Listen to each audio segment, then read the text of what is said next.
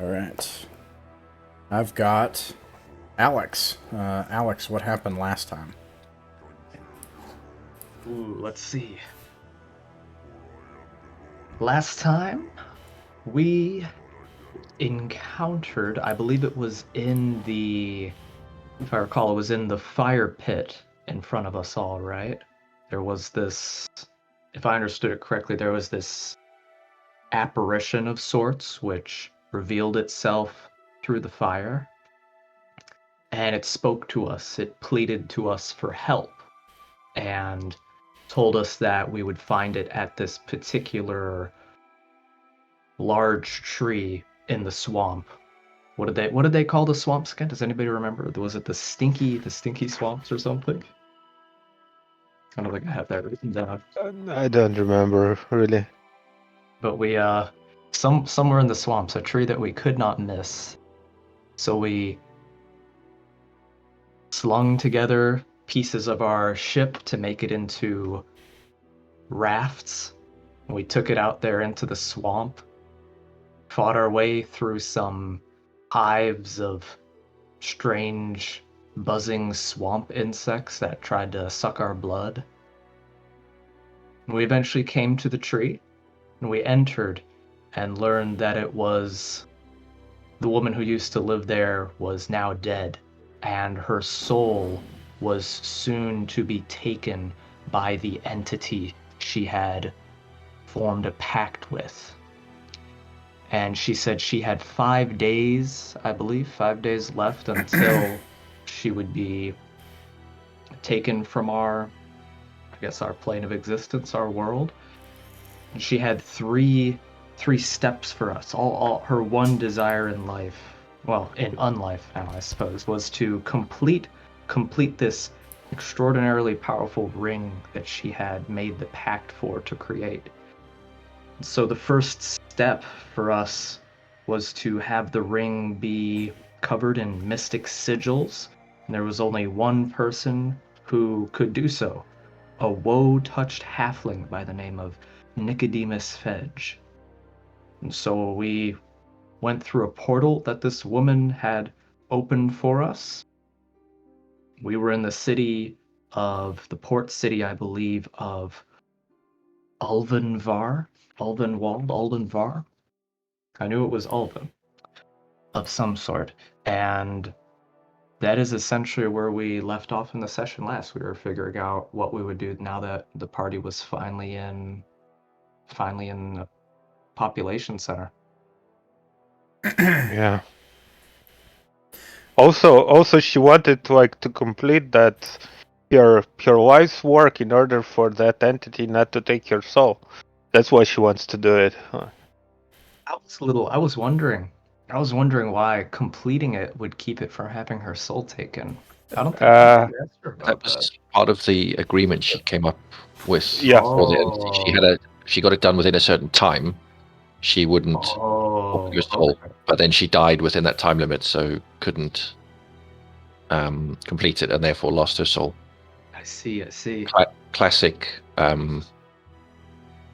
alternate dimension entity contract. There's a loophole that you don't see. A Faustian bargain kind of, right? That's the word I was looking for. I'm here for you. Yeah, Faustian bargain. All right. Well,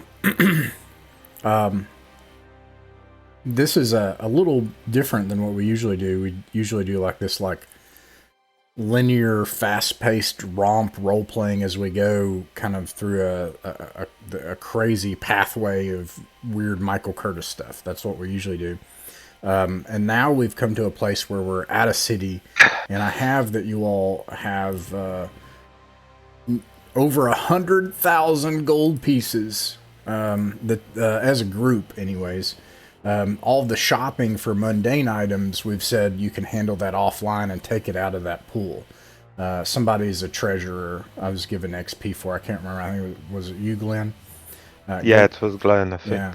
So I don't know if you can keep a tally of that stuff, Glenn, but I'll keep giving you the XP for it. You deserve that. And I have as things that you wanted to accomplish in the city of Ulvenvar, to gather intelligence on the Sinister Syndicate and their activities in the warehouse, that you wanted to send a message to your home village, if you can find a way to do it, that Euelis wanted to visit a temple of Justicia and submit himself to the service of the temple proper, and officially, and then provide a donation. Possibly find some resource in that service if possible. There was a mention of like an item or, those sorts of things. That you might want to consider hiring more people, which you can do at a great expense, and hire mercenaries that are already leveled. But they're extremely expensive for someone to agree to enlist to risk their life in such a way. But you can hire more leveled people. And to find a wizard that you can learn magic from. All of these things would happen in character. There are some things that you should know in Ulvenvar that at least would be apparent to your character. This is the bad part of town. You don't have a lot of time. She said that you have 5 days. And currently, this halfling, and without the halfling, the process cannot be completed. And he's currently kept for ransom. She told you that the ransom was for extremely rare jewels and a pig. I will say that would take half of your wealth to find these strange items in short order. It would take a direct transfer of immense wealth to pull this off quickly. But it's possible. It would take half of that wealth.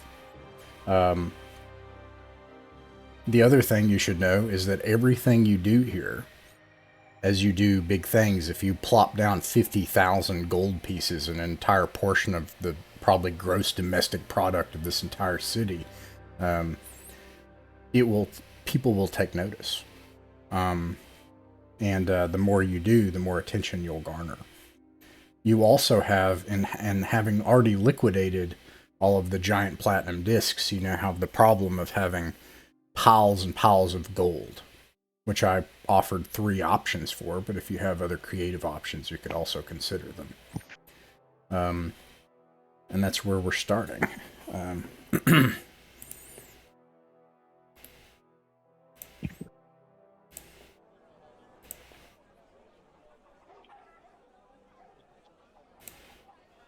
Well, I don't mind spending the rest of my gold on gathering information or just spreading it to those less fortunate, while also spreading the word of our Lord and Savior, Hazi Dahaka. Yeah, Charles doesn't mind you spending all of your gold either. He's totally fine. I'm glad I got Charles's approval. I think some things, just to kind of like organize so some things could hypothetically happen after this potential rescue, right? You don't have a lot of time, but you can maybe do a thing, right? Some things I wanted to mention could probably be done sooner, assuming that you get the benefit from them, right? So you might want to visit the wizard first, because you get the benefits of that. And you might want to go to the Temple of Justicia first. These are individual things.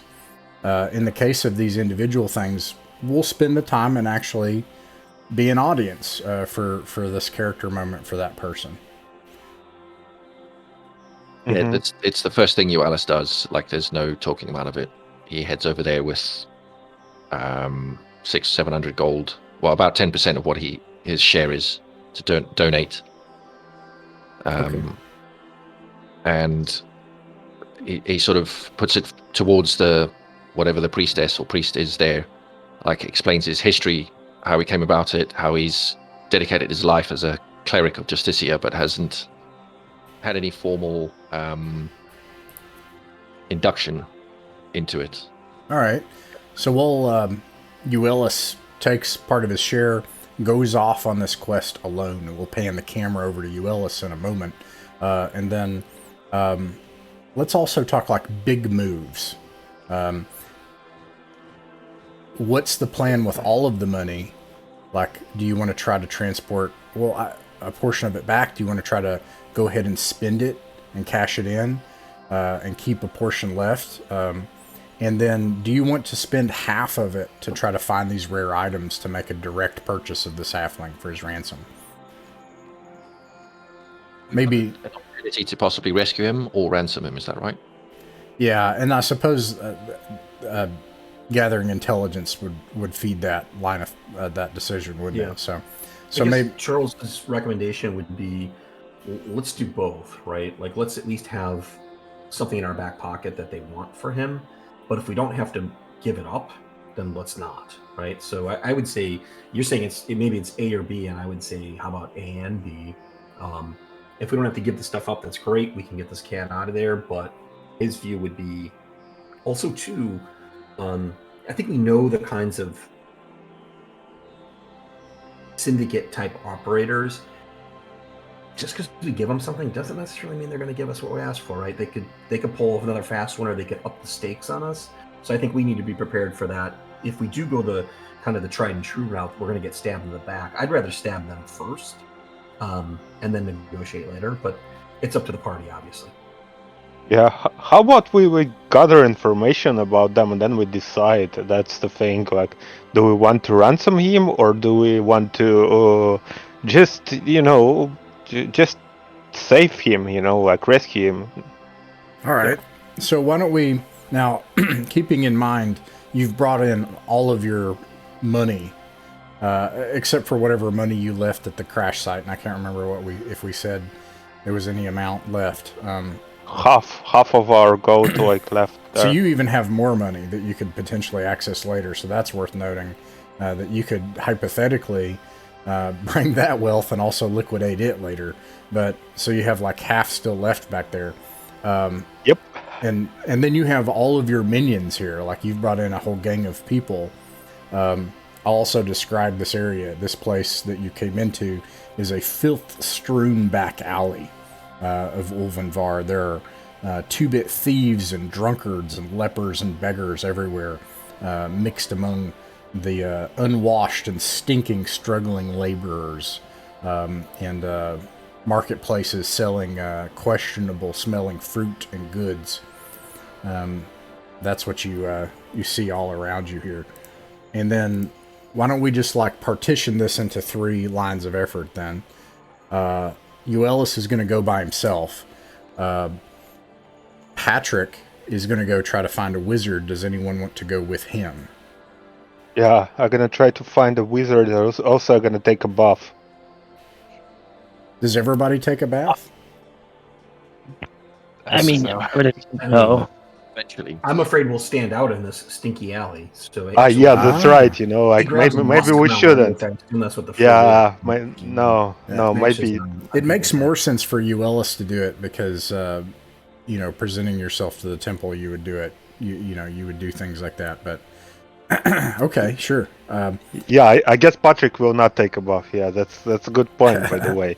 Yeah, just look like you're like a homeless person, and nobody gonna take notice, to you and to your pockets as well. Right. As we're all outfitted in new gear and shiny plate armor and all that, but we'll get some rags or something.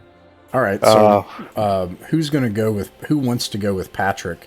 Alternately, who would go with Charles to go and gather information? I'll go with Charles. Okay. I'll go with Patrick then. Okay.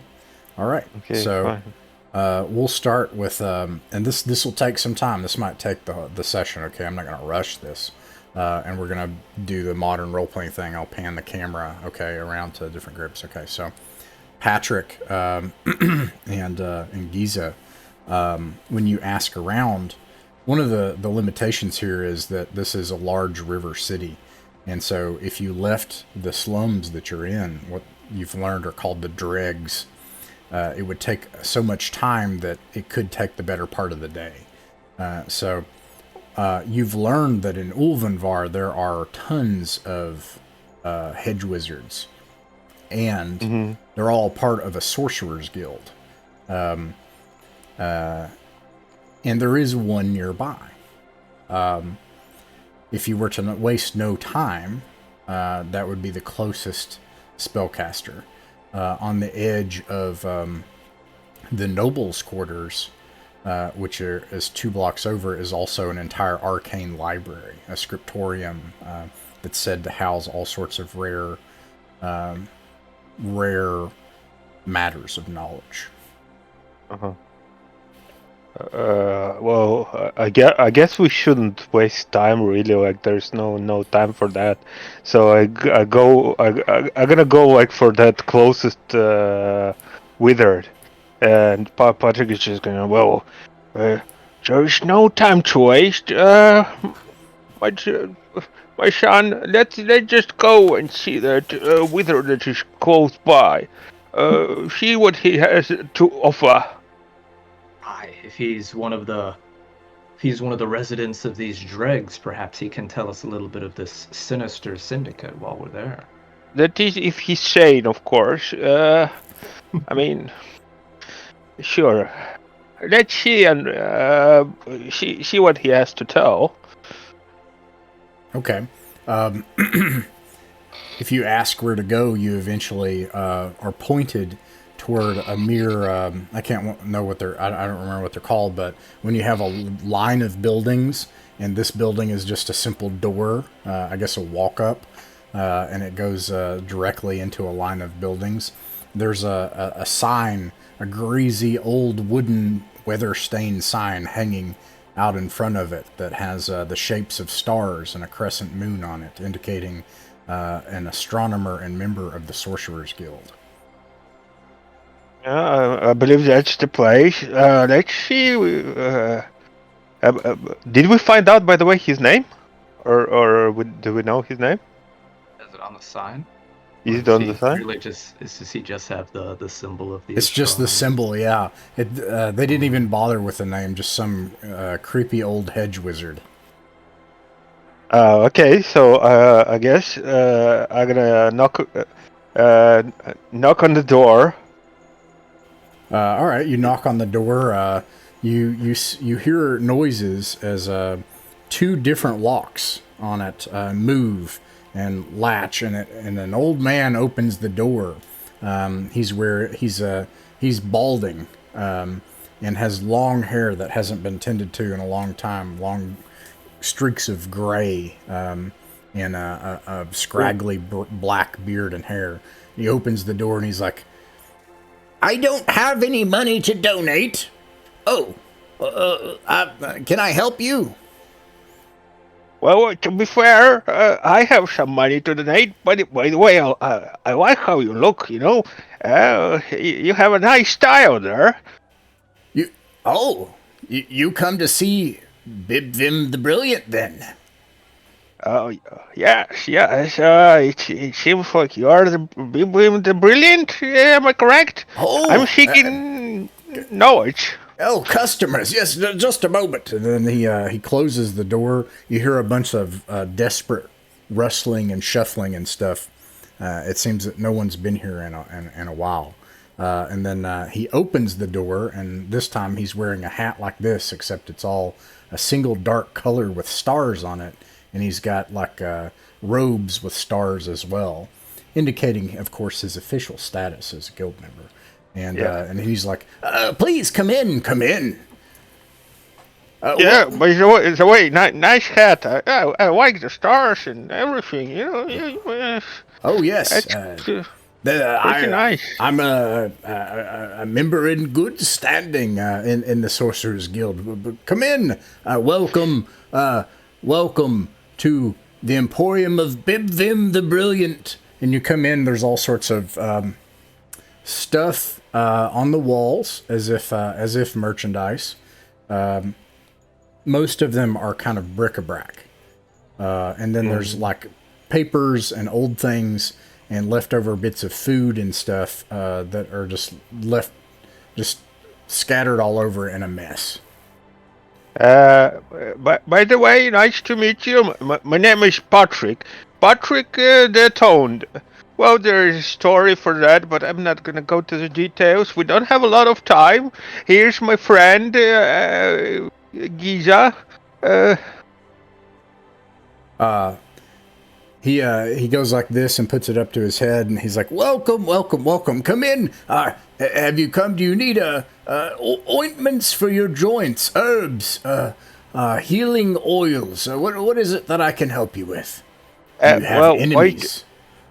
ointments is actually that's my back is hurting me a lot recently, but that's just what that I would take for sure. But I'm looking for expanding my knowledge. We are adventurers, and we come into a lot of danger, I would say. Maybe you can help me to some kind of spell. Maybe you can help me to learn some spells to protect myself. As you're trying to say that you're wanting to learn spells, he instead kind of like cuts you off, and he's like, adventurers, yes. I'll show you my special collection. He comes over to a wall, and there's just like shelving, and there's only like 4 items here. He's like, this one is, it's very particular. And he brings it down and opens it, and there's this just awful smell that comes out of it. And it's just a sack. It's a small sack. It's very particular smell, I would say. So what's in there? Yes. Well, nothing is in it now, but this has an effect on things that enter into it. I've found that any time I put fruit in this, and I pull it out, it's ruined. I have a theory that it advances time when you put something in this bag. That's interesting, of course, but how will it help me to protect myself? I mean, you're not even realizing how many people tried to kill us, how many different kind of creature tries to kill us. There were frogs, flying frogs, snake people, all different kind of mutants, insects and stuff like that. I bet if you put this on one of your enemy's hands, it would be very uncomfortable, and it would wither their hand and give them pox. Yeah, I prefer something that you don't have to come to the close, encounter with them. Some enemies can just, it's very dangerous to go too close. Now, what else do you have? Show me. He's like, something else. It doesn't stay put, so I have to go get it. He disappears and leaves. He leaves the building. And then comes back quickly, and then he opens his hands, and there's a little brass statuette of a canine, and he's like, "This." What's that? It's a little a dog statuette, but no matter where I put it, it always reappears in the same place. I suspect. What is that good for us? We'll lose it immediately. It'll reappear back here. No, I think if we make a transaction, it will be bound to whoever keeps it. I think that this has a charm on it, and you could put it somewhere, and then it'll reappear wherever you are later, no matter what. I guarantee it. Vivian, these creations are incredible. Did you create these yourself? Oh, no. I've collect these and study them and catalog them. Study that. By the way, so how that's gonna help me to protect myself? I mean, by the way, did I mention that there was vampire frog as well that tried to kill me? I mean, how is that gonna help to protect me from the vampire frog? So, yeah, right. You do see 2 wands up on the shelf. You see he has the little brass statuette of a dog now, and then this nasty smelling bag. And those are the only items up on the shelves that you see. And then he does have a bunch of herbs and ointments and things like that, alchemical things that could be of some use. But you keep like, you're a person that you can turn your hands into flamethrowers and scorch an army of giant frogs with it. This guy, he's not exactly in your league. Oh, I guess. Right. By the way, maybe you can recommend someone else who has, for example, I think I know. There's this magical spell called Magic Shield. Do you know maybe someone who knows that thing, or anyone? Oh, you were talking about academic things, those stuffy, bookish people. Well, I warn you, if you go and speak to them, they're not bound by the rules of the guild. You never know what you're going to get outside of the guild, if you ask me.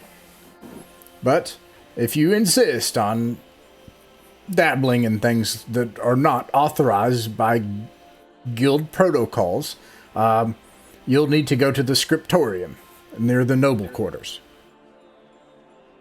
You know what? I mean, of course, you can use that bag to put on someone like head. That's the thing. And he gonna become old or something like that. But I don't know.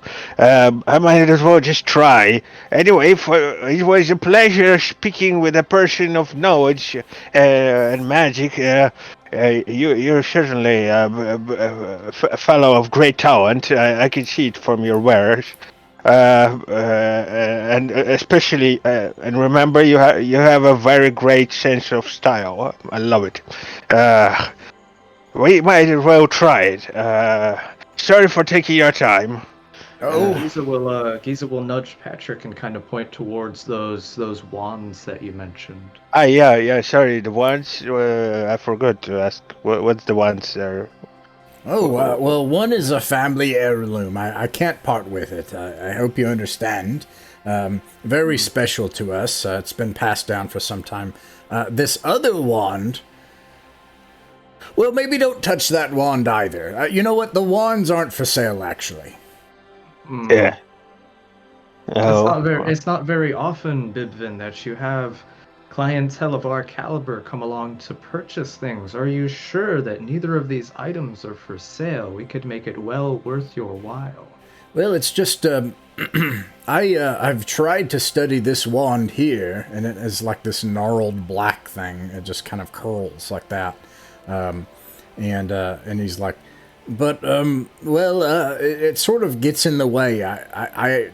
To be honest, it has a curse on it, I think. I'm not exactly sure the extent of it. But if it's something of interest, and he looks to Patrick and he's like, perhaps your research could yield something about it. Maybe as a curiosity about science and the ways of reason. Maybe you could do something with it. I would part with it for 300 gold. Well, I believe I don't have those academic talents you're speaking of. I'm capable of wielding the magical ether, but I'm not capable of learning and taking off the curses. I'm still kind of, new at that thing, so I'm not sure. Oh, Bibvin, what is the curse? What is the curse that is upon this gnarled wand you have here? Well, What have you anyone that discovered of it? touches it, well, they scream uncontrollably. Oh, No, thank you. You know what? I prefer to be silent in front of the enemies, or maybe. And what else? Do you just scream and nothing else? Nothing else, and when they are able to set it down, or if they drop it, they stop screaming. Well, that's certainly an interesting thing. It works on animals too. Not that I've tried, but wow, Bibvin, that is incredible. Truly, Bibvin the Brilliant. Patrick, my companion, perhaps we should make our way to the scriptorium. if Yeah. that interests you. Yeah, you know what? I think maybe I should, see my options. As I say, like maybe check out the scriptorium. Bibin, you're really brilliant. And by the way, nice style again. I love the stars. But we're gonna go to that scriptorium. The best of luck to you, and health as well. By the way, I will take that ointment. How much would it cost? My Oh, back really hurts. yes, of course. Well, I actually have several. Let's see. Any more like healing potions and stuff Ah, like that? he takes a jar and he's like, smell of this. Yeah, I take a jar and smell. It smells really good, actually. It's menthol is what it is, and it yeah, and he's like, but it's quite expensive, and very hard to get, but it works just like oil on a machine. You put it on your joints, and it will it'll make you work just like a fine old machine. And out of character, this is a menthol ointment. You can increase your die level for any dexterity related, or I'm sorry, agility related checks for D6 hours when you use it. I will take it. I take it. Yeah, my back is hurting. I think I will purchase it. Thank you, my friend. Oh, very well. How much will it cost? Expensive? What do you mean? 100 gold. It is quite expensive, yes. Uh, maybe maybe a little bit less. What do you think? You wanna haggle with him? All right. Yeah. Let's see. It's 100. You haven't done a lot of haggling before, so no, but I'm merchant. Oh, you're a merchant. Used to be a merchant. Yeah. All right. So when you make this check, I'll say that you can do a D24 instead of a D20. Okay. And you can roll a D24 and add your personality bonus if you have one. No, I don't have personality bonus.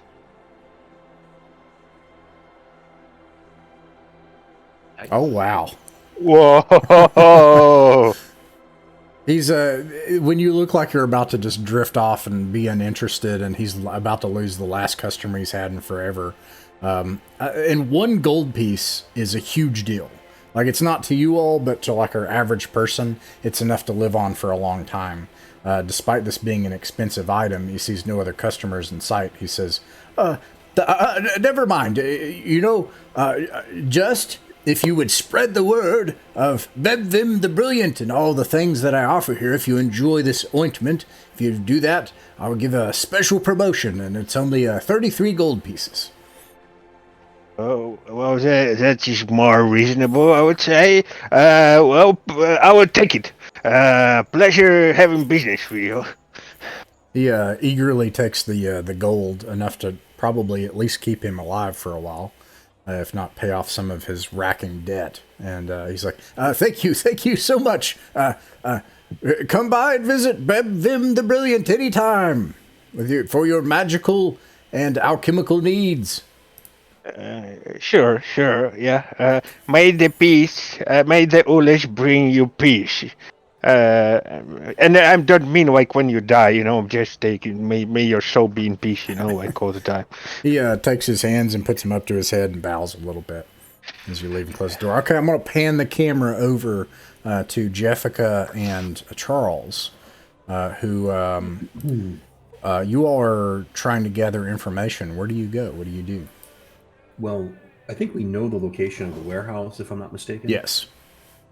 So what we'll do is, and assuming it's still that seedy part of town, Charles will, as Jessica rather, and he are walking, he'll kind of lay out a very loose plan that will likely change once we make contact with the enemy, but like nonetheless, here it goes.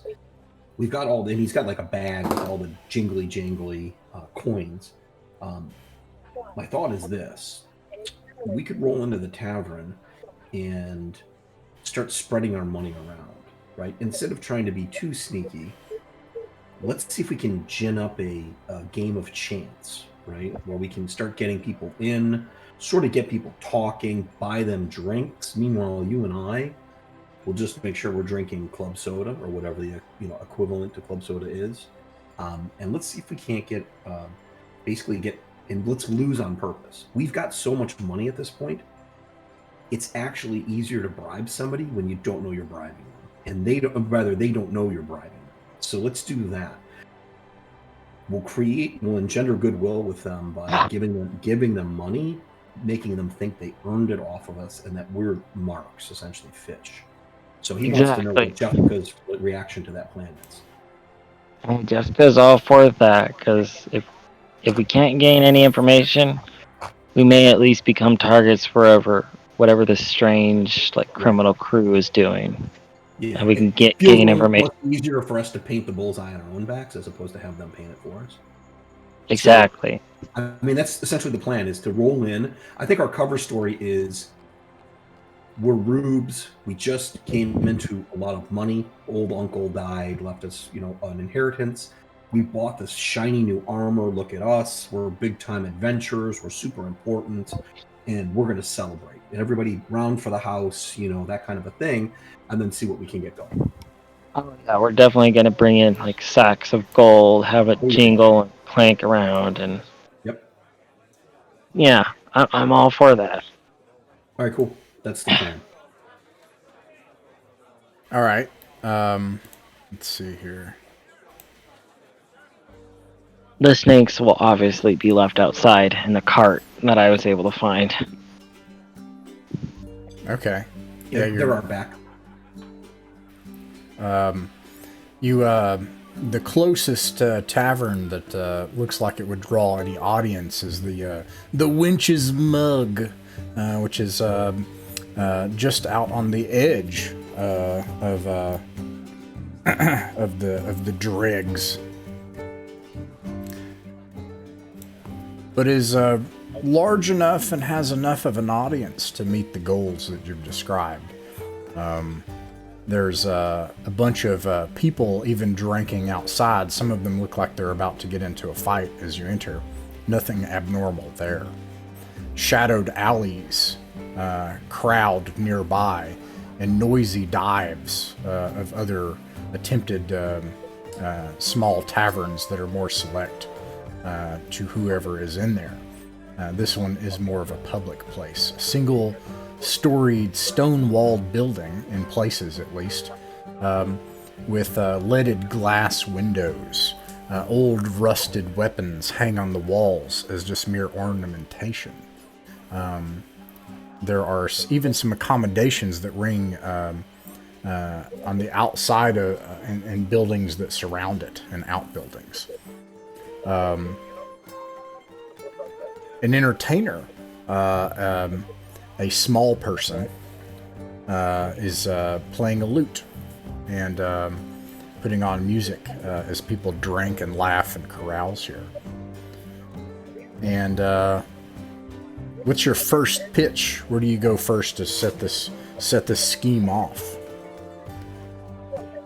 I assume we'll have worked up some cover name. I'm going to be Ed Rufus, and Jeffica, what's your code name?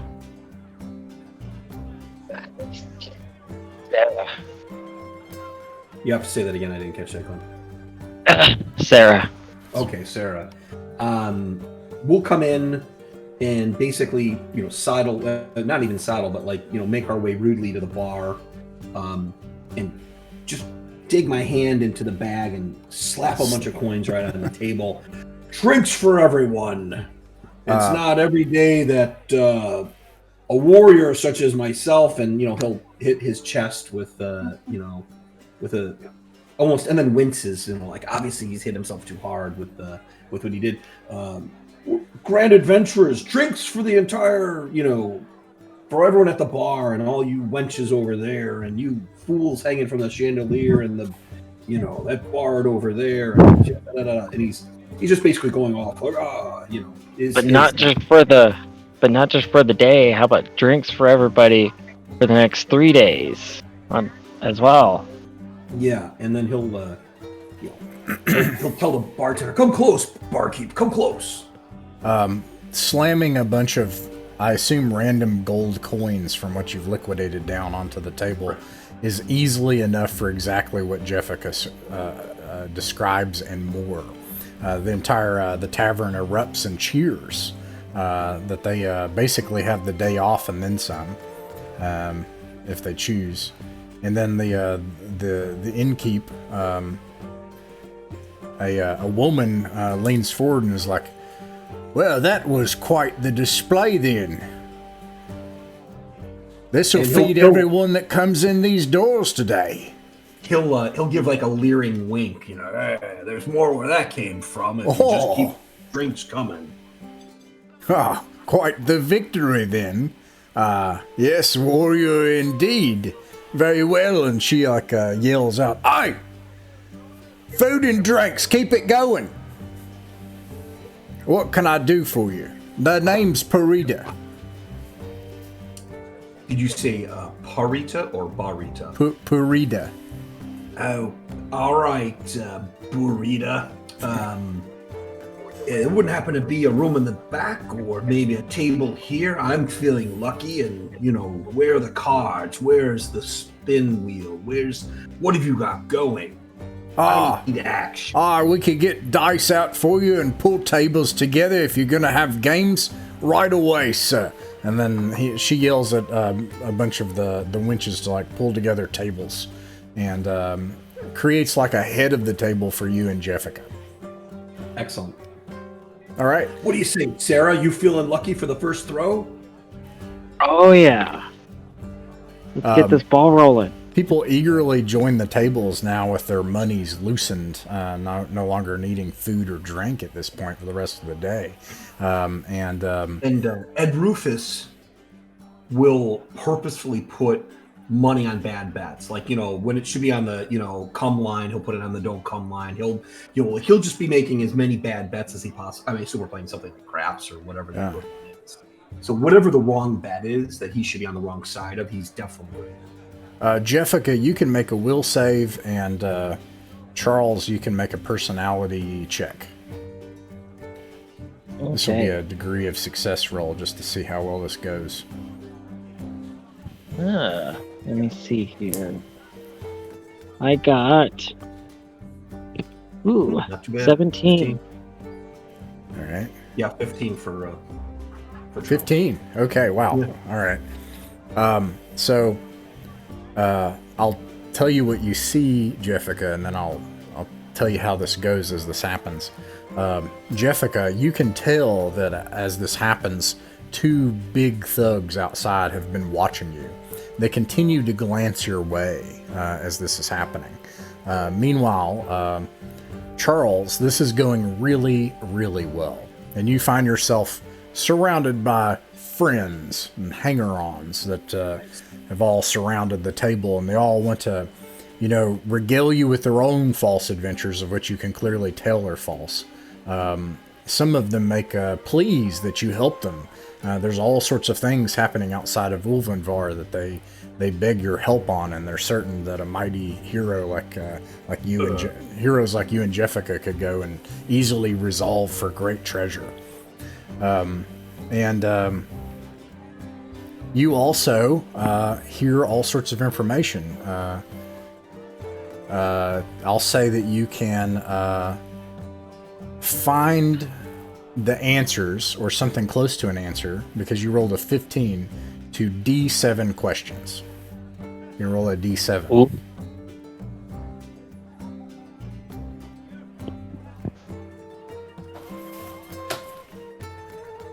This is working a lot better than I thought it would.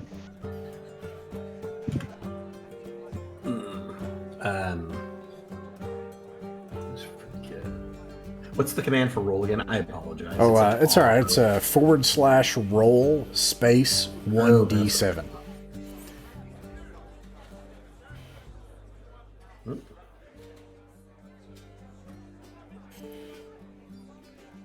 Yeah. Here it comes. Oh no! The luck ended. What? Do you have a personality bonus? I'm gonna No, probably. but I'll spend a luck though for sure. Yeah. Okay. If you spend a luck, I'm gonna say you can re-roll it.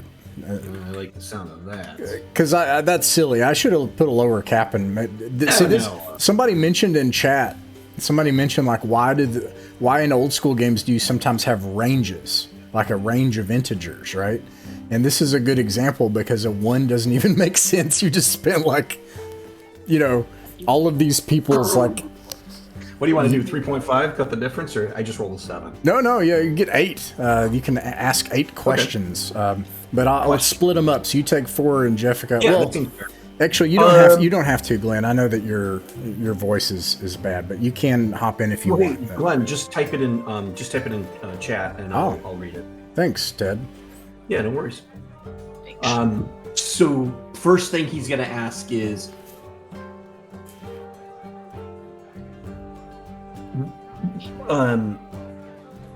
any strange activity going on in town? I was maybe more direct than that, Glenn. Like, we know what we want, right?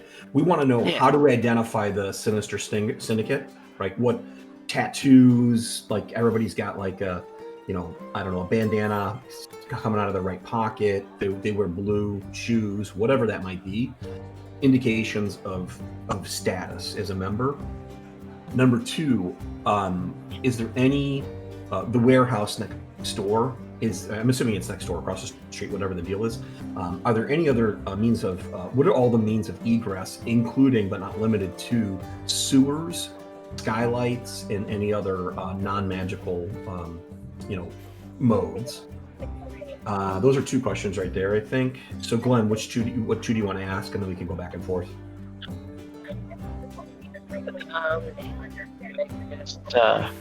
Just if there's anything.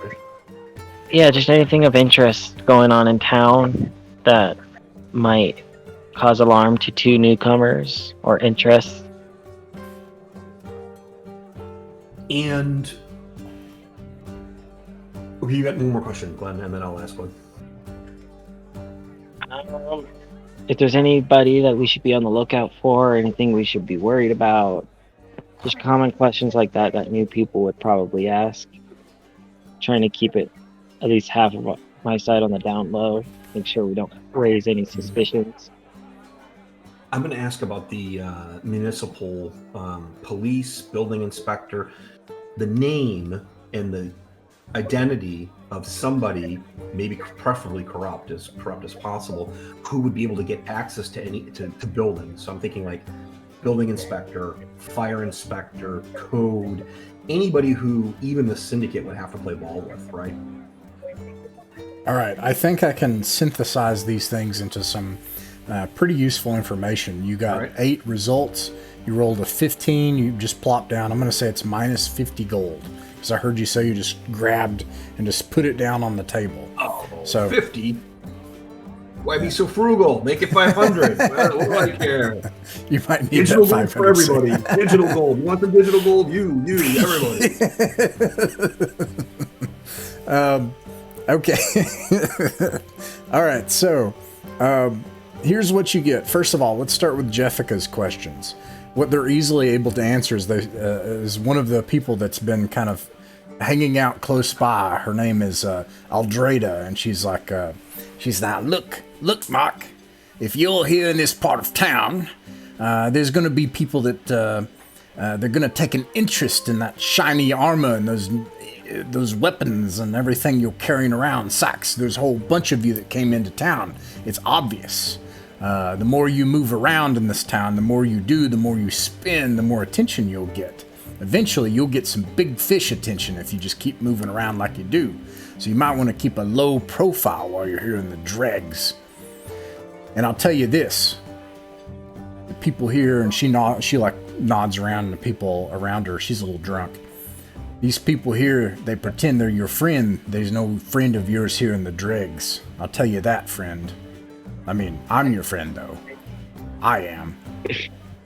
And then another person, you were talking about, like, buildings and stuff.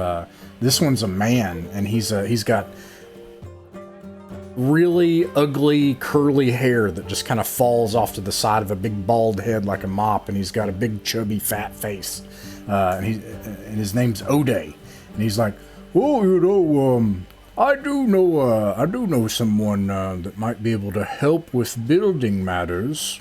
A bit of an expert. His name's Furman, and yes, he deals in unoccupied buildings here. Doesn't get a lot of business for the dregs. I think just a little bit of money, you might find yourself being able to use buildings nearby. Now, you mentioned that building there, and I'd be careful, friend. I wouldn't speak too loudly about that building. You know, they say there's a group of people there called the Syndicate. Don't tell anyone I said anything. But I happen to know that at the top of that building is a large skylight. Disused, probably broken, open to the weather. They have to move things out to the edge, but if they keep anything in that building at all, it'd be right in the center of that building, because that used to be a warehouse. And you could easily make it into that skylight if you put some money in Furman's hands, because there's another building that's taller nearby. Make sure this fella gets an extra drink. Oda, I'll make sure he, gets taken care of by the innkeep. And then... okay. Identification of the syndicate, like what's a telltale sign, or what's a way we can know who to look for? So here I'll make a deal. There's a woman with crazy frazzled hair and a sunken face, like kind of draws in. She looks older than she is by a long shot. She has messy bangs that cover her eyes. This is a minstrel that was once a lady of ill repute. Bogdana has been hanging out with you, and she's no friend of the Syndicate. You found somebody who's not a fan. And she's like, I'll tell you exactly who they are. Every one of them. For a bit of coin. You have to understand, if I tell you what I do, I'll need to leave town. Which sounds like a good thing to do anyways.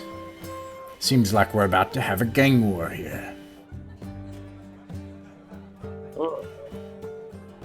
I mean, Charles will look to... Ed Rufus will look to Sarah and kind of give a nod and make sure that her pockets are filled before she walks away from the table. Oh yes, more than filled. We'll make sure that she has enough gold to get wherever she needs to go and make a comfy life for herself. All right, that's 50 gold pieces. There we go. Okay, 50 gold is an overwhelming amount of money. This woman makes about 2 copper pennies a week, and is barely getting by. And now with 50 gold, she plans to leave Ulvanvar forever and make her fortune elsewhere. She says, I'll tell you everything about the Syndicate. The first thing you need to know about the Syndicate is what no one knows. They collect strange items. Very specific things that no one would find valuable. Other things that they find valuable, they deconstruct and use only pieces of and throw the rest away like refuse. They're some sort of cultists. They deal in something strange. No one knows what it is. But there's only a few of them. But they're powerful people. Mighty warriors, mercenaries who've seen wars. More than one, and sorcerers. The first that you would need to worry about is their dogs, and I don't just mean animal dogs, but the man Harstrau. Harstrau keeps dogs that he's experimented on and fed drugs for years. They're massive and not natural anymore. They use him to guard their stronghold.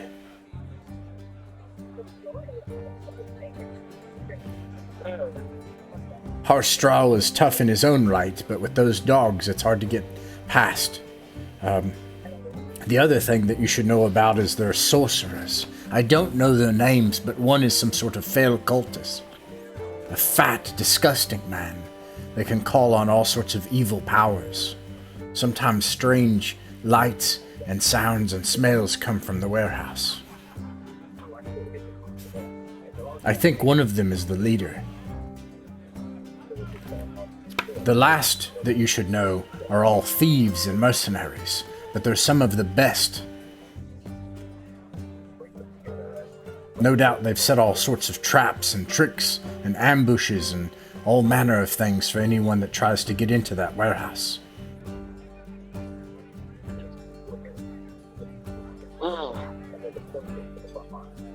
You know, he'll as much as he's playing drunk, you know, the drunken fool, he'll pat her on the shoulder and say that, you know, Bogdana, that is very valuable information. But you're right. I would make myself scarce from town very soon. And he kind of then pulls the veil back, and you know he puts the you know the kind of the disguise back on, in the sense of he's, you know, throwing dice and doing all that stuff. But he does give it to her straight that it's probably a good idea to get out of town. All right. At this, the two burly men approach the table. Several people kind of push back from the table and clear their way. They say, "What a strange thing, Ludvolt. People coming into our part of town, not talking to our organization, not paying the fees, and the various monies that are required to operate here, starting a business, clearly." And then the one called Ludvolt says, "Aye, Han, that is strange. It's very strange. I think maybe they misunderstood something." And then Ludvolt is like, and these people, one of them is like this, like, they're both thugs. They're big. One of them has this like long, narrow face with straggly hair. They both smell terrible. Another one has long blonde hair and a big triangular jowl, like a big jowl. It looks like it's almost been torn or pulled, like his face has been broken. And he's like, "Yes, I think that maybe when visitors would like to come into our part of town, maybe they ought to pay and show their proper respect. I'd say maybe a few times what they would have come in and start a whole party and business and gambling affair with. Wouldn't that be at least appropriate, Han?" And Han's like, "Yes, Ludvolt, I think it would." They say all this right in front of you, standing over. Yeah, no, I understand. And Rufus, I mean, in play, yeah. I mean, it's really Charles. Charles will say, "Moodvault, hold on," and he slaps him on the shoulder. "How much do you need? And he gets he gets a handful of coins. He's like, "What do you think about this?" He looks into your big sack of gold coins. Yep. He's like, I would say maybe 500 gold pieces would be a good start to a business investment in this part of town. Wait a second. You're gonna pay us? You got this all turned around. I don't know what you're talking about. He takes the money and he slams it back in his bag and like cinches it up, and says, "We're here for fun and entertainment, and you're talking crazy talk. But put it this way: 500 gold pieces would give you." And he looks over at Jessica and he says, "What is that? About maybe a 8% interest?" ... We'll leave it there. Maybe a little bit more than that. I'm going to pan the camera over to Euelis. Euelis, it is not hard for you to find what's called the Temple District, which is just a part of town full of temples and firebrand street-side preachers and all of the religious things. A ton of money comes through this part of town. It is actually just adjacent to the dregs. And you are easily able to find the opulent and tall, narrow Temple to Justicia. That incense smoke pours from giant pots out even into the streets and from the windows with an intoxicating scent. Beams of light pour in. It is a beautiful experience to even see the outside of the temple from the darkness of the corners of the nave. There are people in here bowing and praising and asking, supplicating to Justicia. Hold on just a second. Okay. And as you approach the temple, something happens. You can see that there are temple acolytes managing the incense. They're continually censing and blessing parts of the temple, sacred objects and people. People are... you notice as you approach the whatever it's called when they section off and prevent people from approaching the statuary representing Justicia, which rises, 50 feet up into this massive, narrow temple space. Sometimes acolytes will bend over and lift people up, and you can see them exchanging money. And they're brought off into sacristies off to the side. As you approach the temple, did you get a bath? Yeah, so his priority is to get to the temple and get this prayer and blessing done, but he's going to make himself presentable like as fast as possible. Like his goal is to get to the temple, but he wants to be presentable beforehand, so it's not like washing but not having a serious bath or anything like that. And did you already purchase like a tabard and all those sorts of things? So he'll have like something decent to wear, even if it's just something over the top. He's not doing any of his major shopping just yet. Gotcha. Okay, so when you and what gear do you have on you? So he'll have his chain and his warhammer, and then just the scapula over the top. Just a plain white one for now. Just something like that you can grab off from a merchant just to cover up the worst of the mess, as it were. So he's going to be walking in with like rusty chainmail, but he's going to be clean and trimmed, but with a new overcoat, not overcoat, scapula over the top of everything. Okay, got it. So you still have your equipment, but you're presentable. Okay, so when you approach the nave, the first thing that you see happen, other than being able to see in the dark corner of the nave as you approach, is that two acolytes drag a woman in rags. She looks pox covered and she looks like a what's the word for it? Well, someone with like a leper, but not, well, that's not right to say. She looks like very down on her look. I don't know what to call that, but the two acolytes take this woman and they drag her from the sanctuary and they throw her out into the streets. She clambers into a dark alley nearby. Okay, you, Alice, will divert to wherever they've thrown her and speak to her. So first of all, he'll offer a blessing on the lady to try and cure her affliction. Guessing would be a roll. The spells.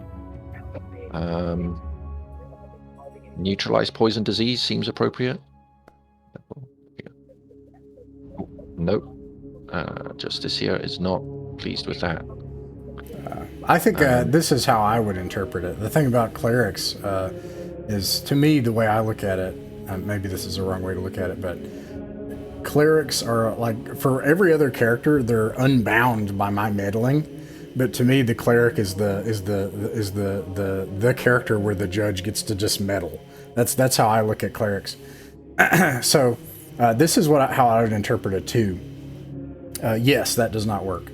However, I think so. Let me make sure I understand. So these two acolytes, they take her, they throw her in the streets. She kind of crawls knees and hands into a nearby alleyway, weeping, and you go over to her. And what does it look like when you do your miracles? Like, what does it look like when you do it? This one? First, I should note, as you approach her, she like covers herself. Like, first she says, "Please don't hurt me." And then if you make like you're not going to hurt her, she says, "It might be best, sir, if you not touch me." Yeah, so he will like hold out his hand, and then one of the manifestations of a lot of Justicia spell is like a glowing sword appears over the recipient. So I'm gonna say like it sort of some light flickers and tries to coalesce into a shape and then just fades into nothing. Okay. And So in terms of like the actual physical action and mental, emotional action of your miracles is to just put your hand over someone. yeah, not touching, but sort of hovering, a few inches above her head or breast or something, depending on the position she's in. You put your hand on toward her, and she uncovers her hood, and instead of a face, there's only light.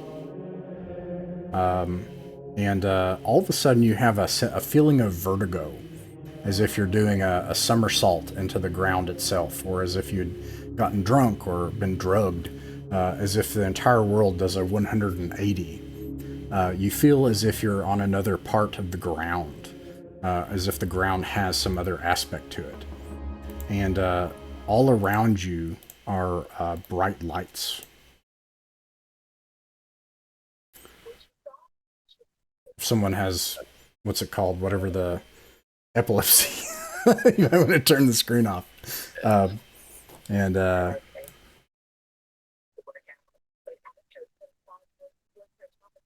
So this woman is still there, is she? You appear to be in an entirely different place. So no one else is there at the moment. Yeah, you see no one else.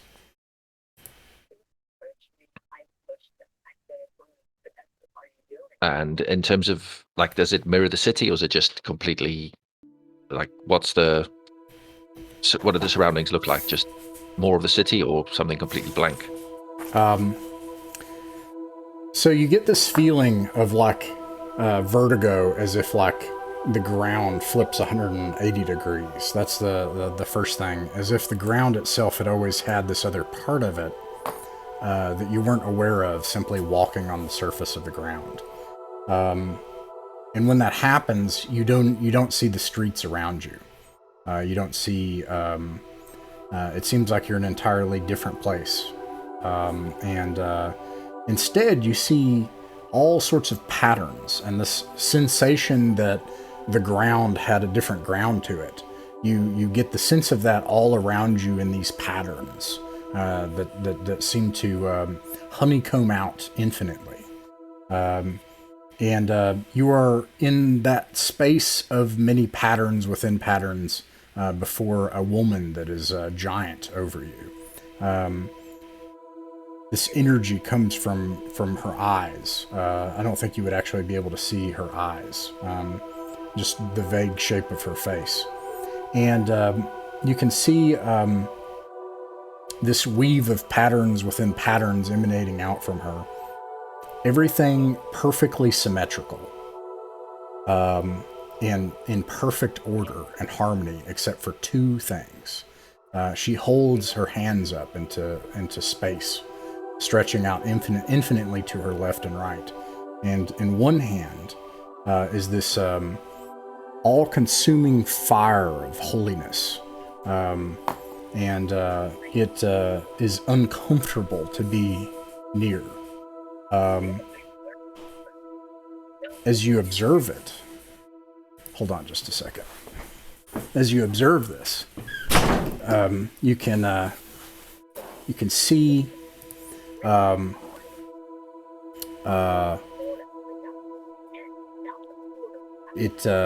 you feel like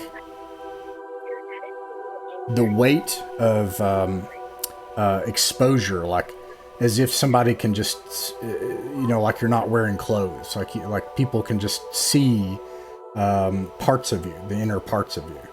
And what are three things that Uellis, actually, first of all, what was Uellis before he was a cleric? Indentured servant. Oh.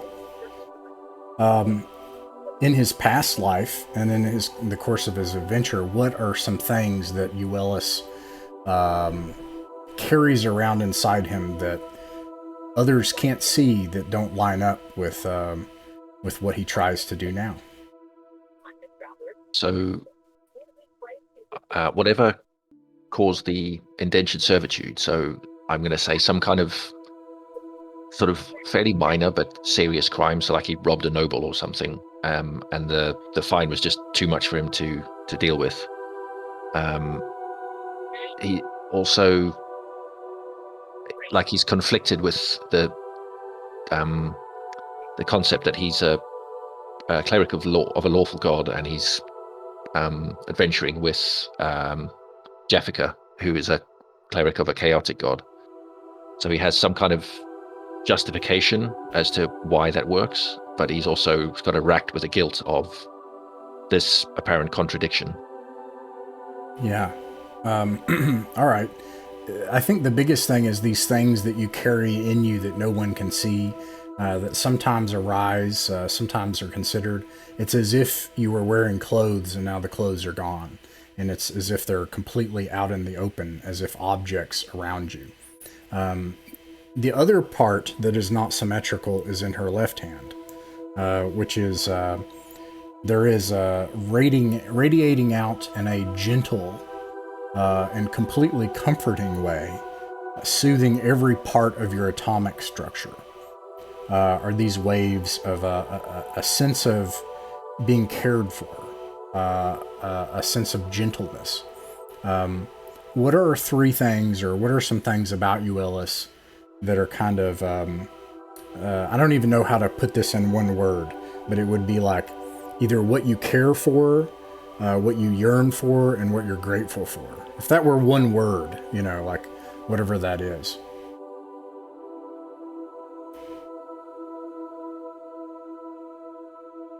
Yeah, that's a tricky one. Patrick? Oh, yeah.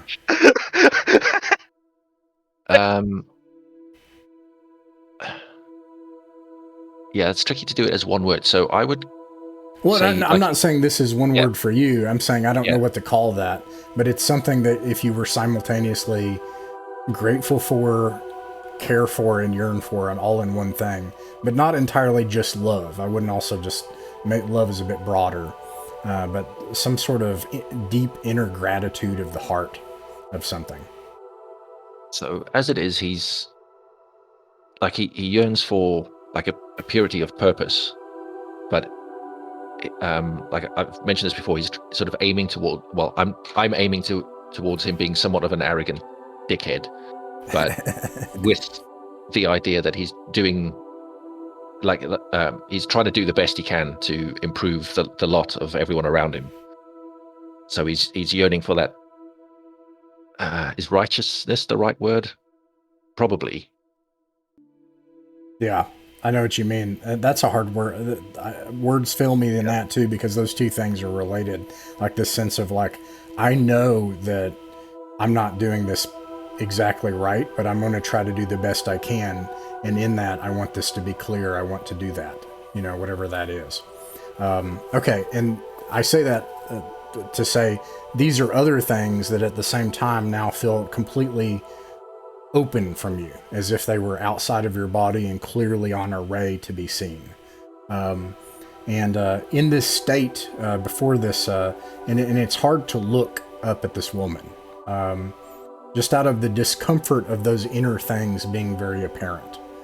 And she says, in a voice that kind of pours through all of your atoms like a river's current that rushes through every part of you.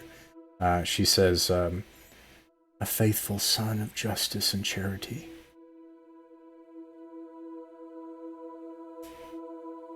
Euelis replies, like he keeps his head bowed, and he replies, I aspire to such greatness. How may I serve you?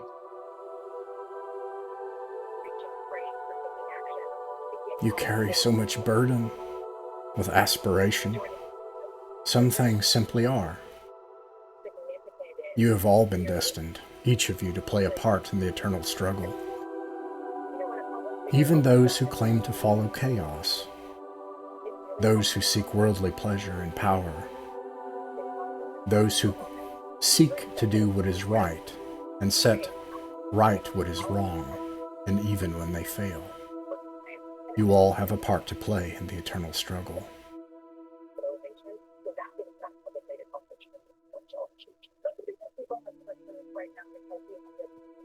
I am glad to hear it. I do what I can in the service of the Lady Justicia.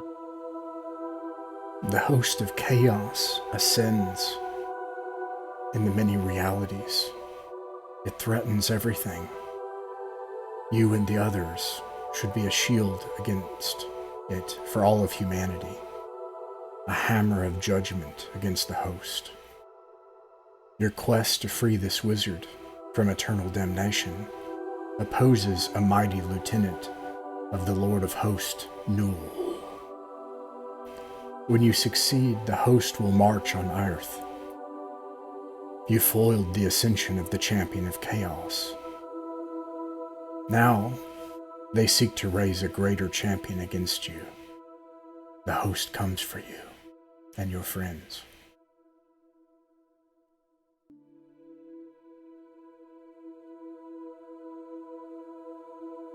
And I shall turn our recently begotten wealth towards raising a host of law to oppose this. You all have a part to play in the eternal struggle. Do not be afraid. I myself am with you. I'll guard you. I'll guide you to your final destiny. But it is a different one than your friends.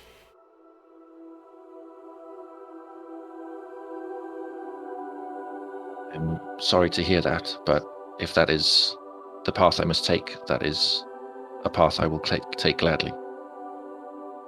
Uellis. And when she says Uellis, there are other words and meanings that kind of like, again, the sense of seeing these things that are usually on your inner self. It's as if when she says these words, they see every atom that exists of you. It is what's your true name. She says that, and Uellis, it all is kind of said and waves through you. Your mortal time comes to an end. Law and chaos are very alike to a mortal mind, both forces of the universe. Rituals, gods, rules. Our followers differ in a single way. A true lawbringer sacrifices themselves for the good of all.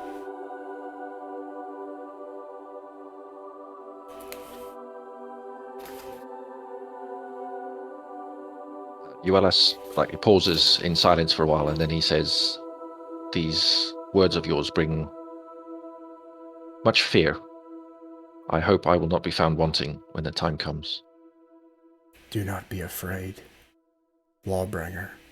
All of you play a part in the eternal struggle, and I will always be with you to guide you to your final destiny. And at that, you simply awaken outside of the streets of a corrupted temple. Whoops. Corrupted? Yeah, they're like money changing and stuff on the inside of the temple.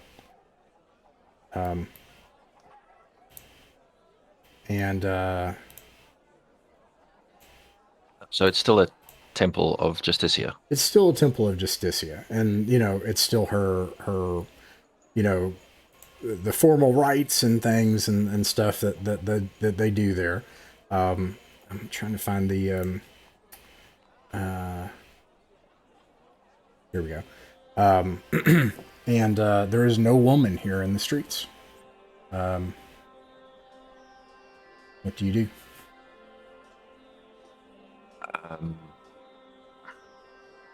So Uellis is still going to head inside and make the donation that he was planning to,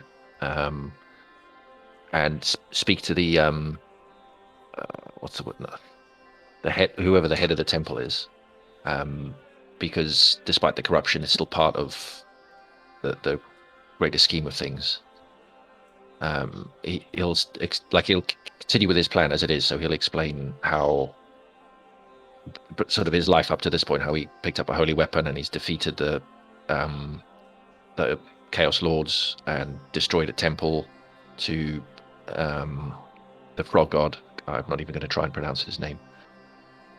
But all the time he spends there, he will be looking around to see what's kind of available in terms of manpower. So he's looking to hire or take with him some extra holy warriors.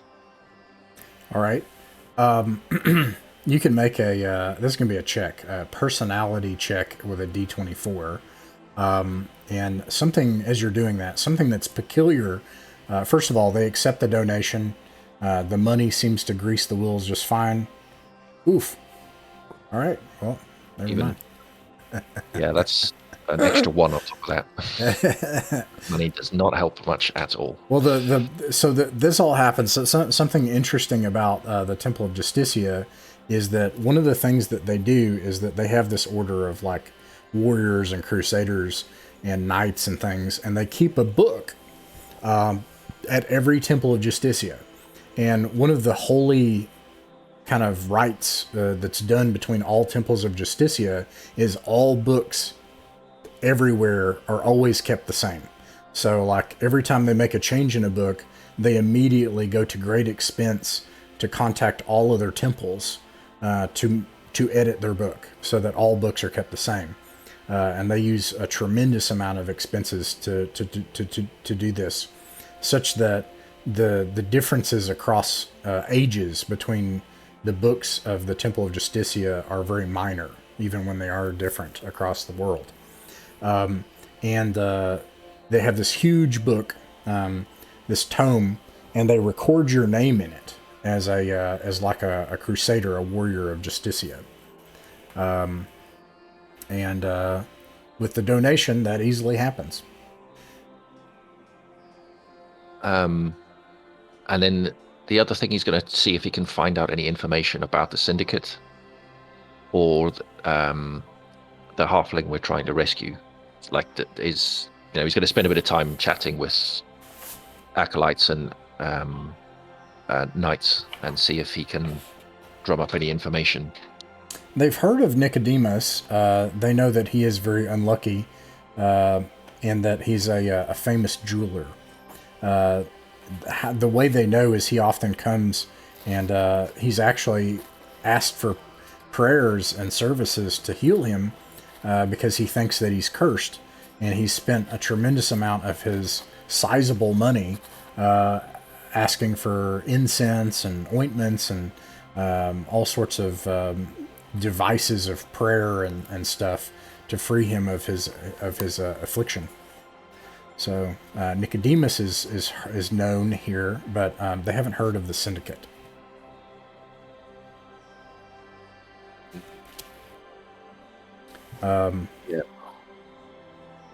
Yeah, I think that's mostly what he wanted to get done at the temple.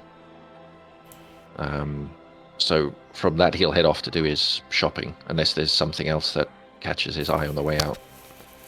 All right. Well, I'm going to pan the camera back over to Giza and Patrick. You all were headed to the scriptorium, right?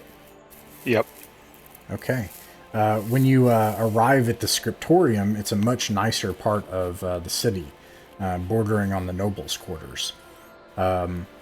There are guards at the front of the scriptorium. They stop you as you try to enter. Like, I'm sorry, this isn't. This is only for people that come here for study. This isn't a place of public gathering. You'll have to move on. I'm acolyte of Ulash. I'm here to study. What's the problem? I'm seeking knowledge. Well, do you have some sort of medallion, a token of the Church of Ulash? Do you have a symbol of your office? Probably I should have. I don't know. Like if I'm. Probably. I'm not sure. Yeah, probably not. I think because you were a warrior and then you studied in rags in the plane of law for Okay. 60 years. Yeah. Yeah, and I gonna like take out like four coins, golden coins. Does this works as a symbol of violation my office? All right. Make a personality check with a D24. Okay. And then this will be a degree of success roll. I'm going to see.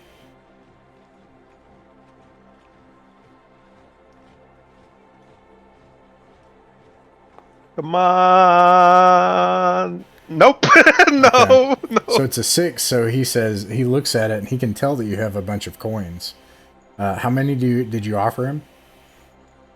Two to each guard.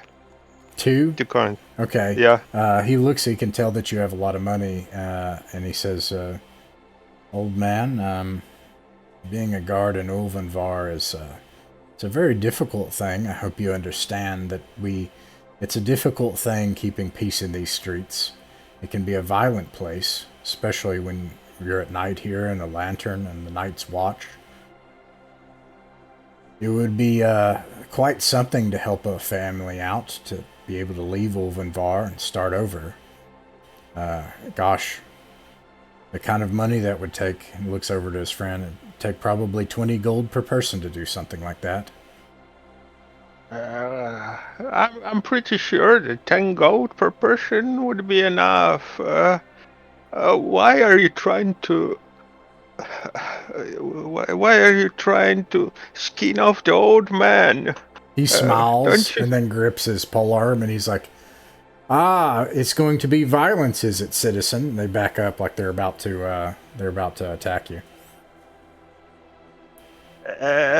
15? Giza will kind of put an arm in front of Patrick and say, Patrick, there are other ways we can do this. Please, good sirs, good guards of the city. We have our documentation, just not on us. We must have forgotten it, right? Oh, out of character, perhaps we could forge some documents to try to prove our way in? Maybe? I like it, but I think that you would have to go and do that and sacrifice the time and then come back. So this is how I'll rule it. You can do that if it works, but you'd probably have to leave, try to rescue the halfling first, and then do this after. Well, it doesn't matter. No violence, please. Can we come to understanding? I mean, I think 15 is enough. They seem like they're either you need to leave, they're gonna fight, or it's 20. Okay, 20 it is, 20 to each, fine. What a nice document I have! He's like, listen, stop, old man, stop. And then, so that's 40 gold, and so 20 each, and he's like, this will help a lot. What are you here looking for, old man? I'm learning I'm looking to earn some spells. You see, I'm an adventurer, and I need to protect myself and my allies. There are a lot of things that try to kill me. Frogs, flying frogs, snakes. Trying this stuff off, yeah. And he's like, old man, please. Spells. I think that you'll need to speak to Melisinde in special collections. She's on the uppermost floor. Yeah, okay. Well, thank you for your information. It was a pleasure having business with you. Oh, man. Please go ahead, citizen. Thank you. They step aside with their 20 gold each. You're able to go into the scriptorium. Unfortunately for poor Patrick, it's leg day here at the scriptorium. This place has a lot of stairs. Oh my god. And it takes stairs going up up to the top floor. Eventually, it takes some time to get there, and you find a narrow passage into a far corner in the very back, There are some windows overlooking this the town. I forgot to roll. The number of steps? No, what the town smells like. Oh, right. Probably like bull crap, I would say. 2 and 12.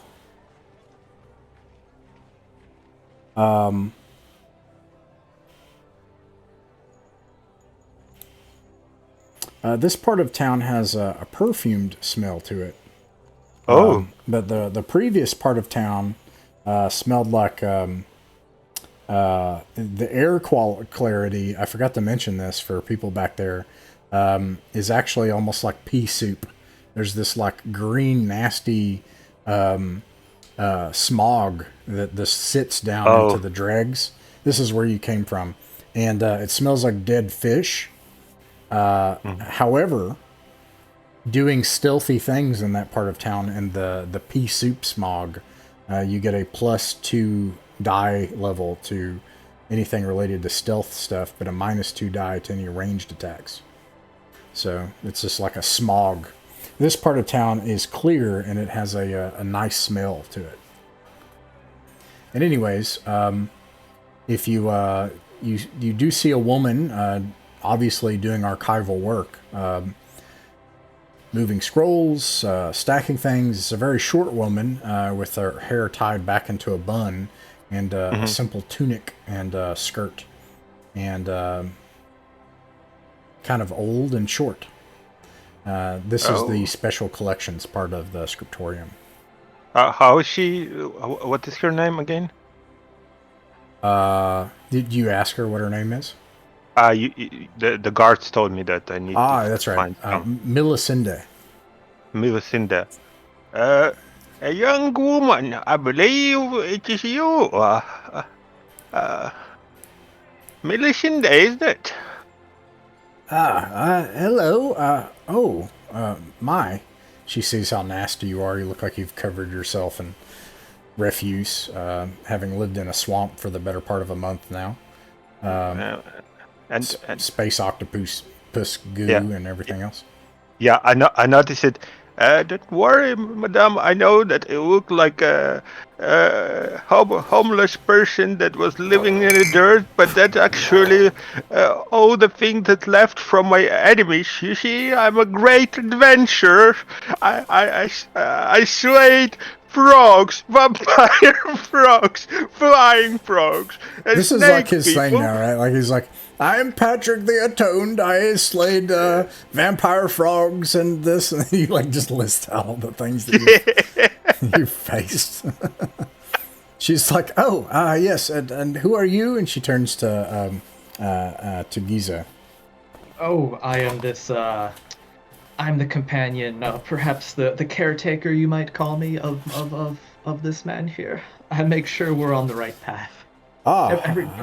He might say some crazy things, but there are many kernels of truth to it. I see. Help the man with what he might, please. And Giza kind of starts to walk around outside of her vision, just looking at the stuff on the wall. Please don't touch that. Please don't touch that. These scrolls are very old. You see, I myself take great care whenever I handle them. So what is it that you come to seek? You see, I seek the knowledge. I want to protect myself and my allies. I'm trying to do the mission of Lash, try to bring a peace where people strive. And I already did a lot of things, but I'm looking to be more capable. And so I'm looking for a spell to protect myself from all those different kind of things that tried to kill. I mean, frogs. Go through the list again. Vampire frogs, giant frogs, god frogs, people frogs. It's like Forrest Gump, but it's frogs. There were a lot of frogs. Her eyes narrow and she says, Who let you in here? You're not supposed to be here. Prove it. Prove that you know some sort of magic.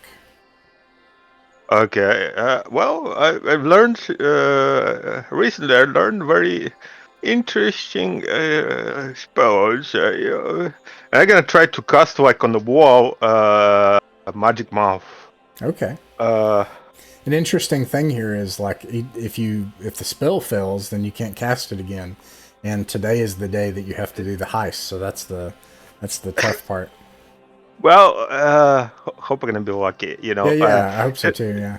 I need to find the spell. Sorry, because yeah. Just give me a second.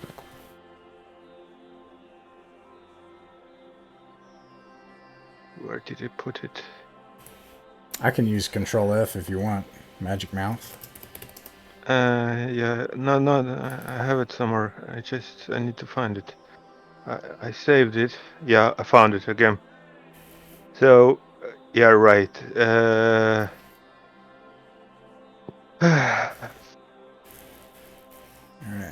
Okay, so let me try to.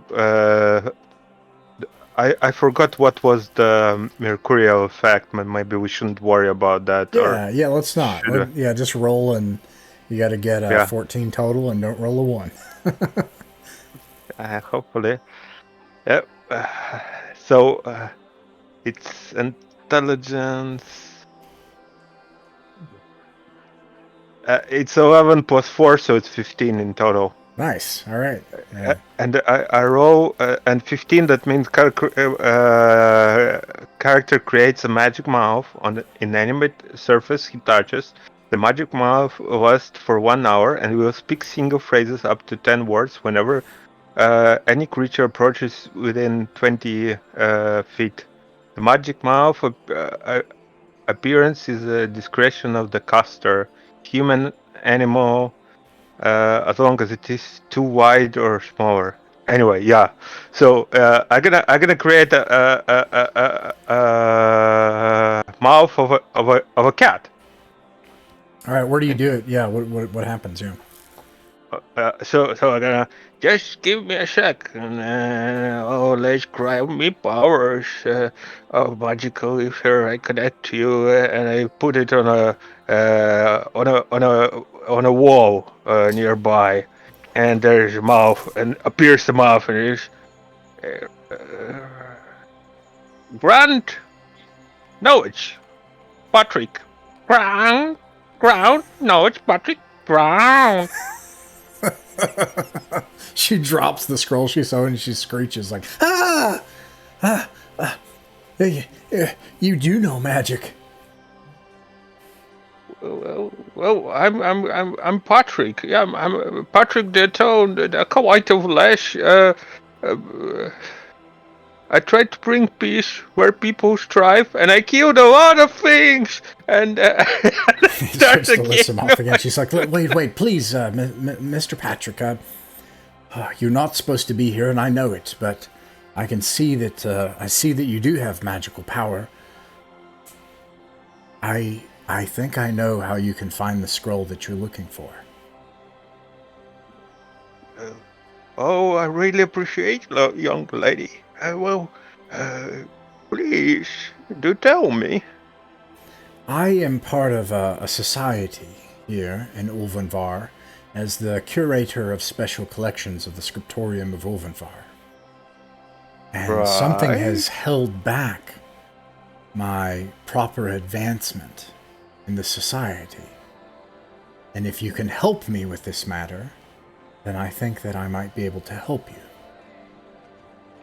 I might do, yes. What do you mean by that? How exactly can I? What exactly do I need to do? The special collections part of the library, this part of the library, it has some strange features to it. I am not able to explore parts of the library, so if I were to give you access, I would ask that in finding what you're looking for, and that I don't tell anyone else that you've been here, you help me find something I'm looking for. Well, as I told you, I'm Patrick the Toned Adventurer. How will that is Giza? My young boy, come here, come here. Of course, sir. I'm at your disposal. What does the good woman want from us? What does she need? So, listen, that good woman wants to access forbidden part of library. Oh, that's what we want. That's what we wish to do. Yeah, right. Yeah. I like how you think. You see, he's a good boy. She's a very good boy. Sure, let's try to do it, isn't it? You have you're a capable boy, aren't you? Yes, very much so. Very much so. That's okay. So, can you give us the access to that part of library? Let's see what we can do. Yes, I'll give you access, and you'll look for a tome marked with the special seals of the very god you claim to serve. That tome will have the secrets that you need to study to understand what you're describing. The tome that I look for, you cannot tell anyone of this. But it's going to be important in protecting Mulvenvar in time. And that is what will help me advance. Are there any ears listening in on us? I think not, unless that cat can hear. Grand Just knowledge, asking the cat. Okay. Well then, yes. If this is all for the good of the people, then yes. What? The tome will have on it a hand, of which part of the hand will be missing, and other parts will have dots. It'll be bound in a soft green cover, and it'll likely be locked in 2.5 places. If you can find that for me, yes, I will tell no one. Giza raises an eyebrow. 2.5 places? One of the locks will only be half locked. I would not advise studying this tome if you find it. Okay.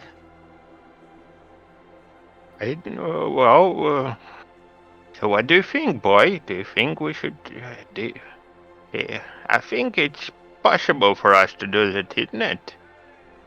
Oh, it's certainly possible, old man. All things are possible for us. He's kind of got a bit of an eyebrow raised at the way this woman is describing this. Obviously, he can't say it. Obviously, he won't say it in character, but out of character. Yeah. Sure, that's a not the most copacetic sounding tome. Yeah. Can we do Patrick knows about what kind of tome is it? Yeah, you can, also curious. You can make an intelligence check for sure. Okay.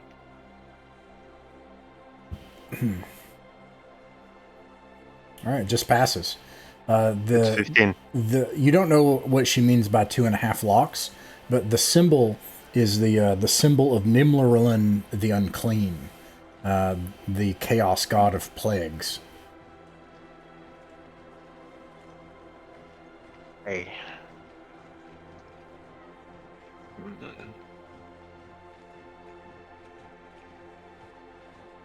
It does kind of sound like what I was expecting to hear on this, some kind of plague god. Yeah.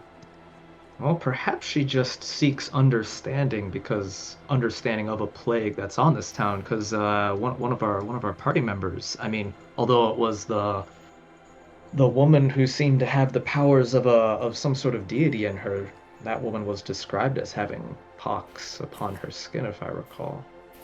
Interesting. I suppose we'll trust this woman for the time being, but does this really seem like something, Ross? Do our characters really think that they have we surely don't have the time to break into that part of the scriptorum now, or do we? If you ask her, she's like, it's only over there. Okay. and I can give you access. But if you return with the tome you seek and not the one I seek, I can't guarantee that others won't find out. Okay. I suppose then we'll be breaking in there and searching for it right now.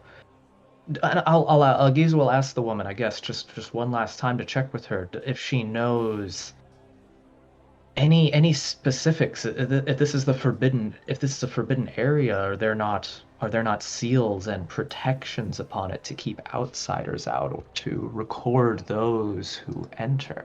About that, when you go into this unusual part of the library that I'll give you access to, I have to tell you that I don't know what you'll find there. The truth is that this library has many pathways that have been unvisited for a long time. And this is a part of the library that I'm technically forbidden from entering. But they didn't say about others. So I can't say what you'll find back there. Right. Well, we see what we'll try our best to do, and we'll see if it's. I hope we can succeed it, especially with my dear boy here, Giza. He's a capable young man. We will try to get your tome. Wouldn't be the first forbidden place I've broken into. All right.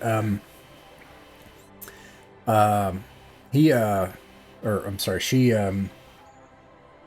Actually, let me get her before I lose this. Where is she at? Did I already lose this? Oh, here it is. Melisenda. Yeah. The special collections curator. She takes you back to the back of stacks of these things into a dark and dusty corner. Opens a hatch into an older portion of the library where stacks of vellum have collected a great deal of dust. It's dark here. She lights a lantern and goes to a far wall that has multiple locks on it. She has to unlock the door in multiple places. She says some strange words over the door.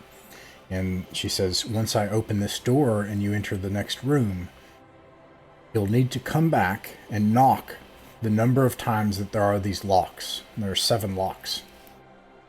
Mm-hmm. And you'll need to say the word Ayaule. Ayaule. Ayaule. Ayaule.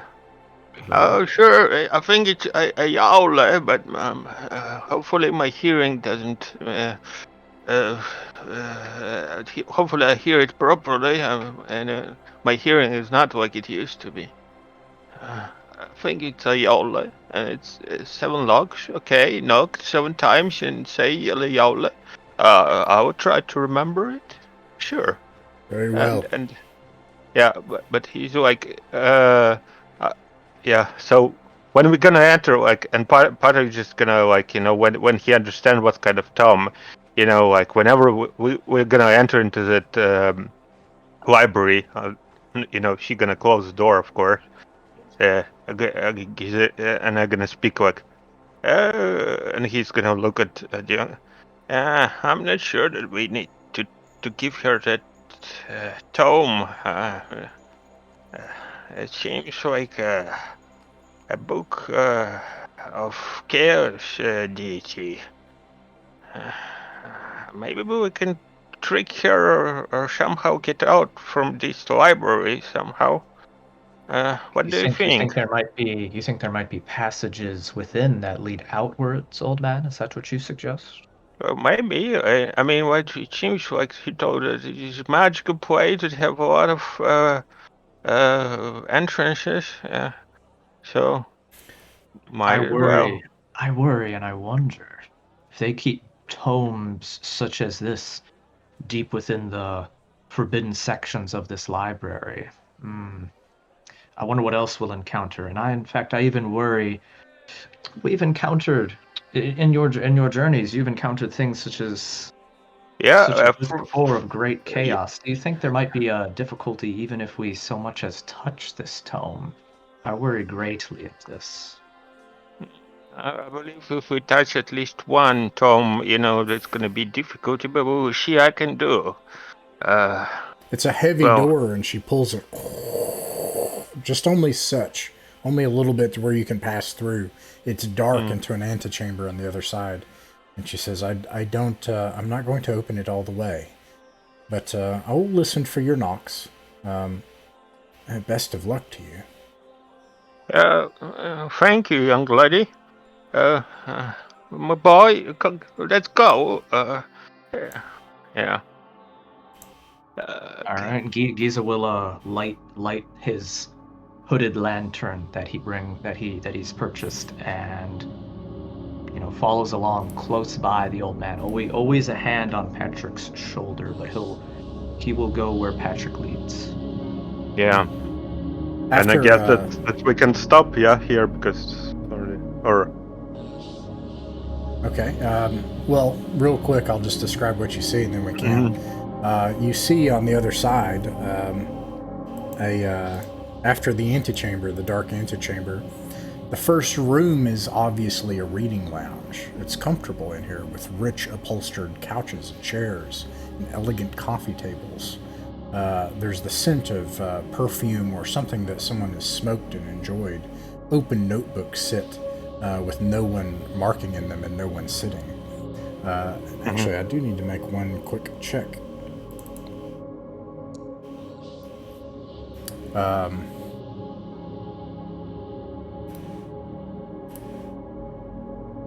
hopefully it's good for us, or maybe not, I'm not sure. I lied, and there is a person here that you see. She's sitting and looking at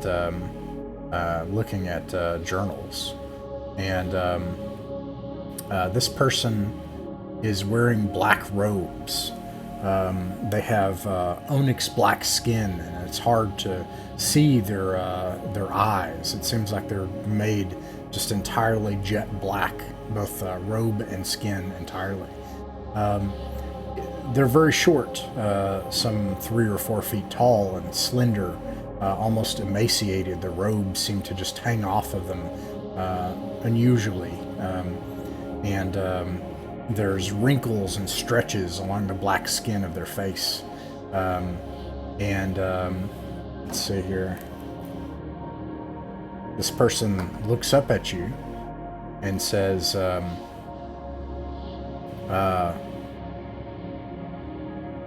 let's see.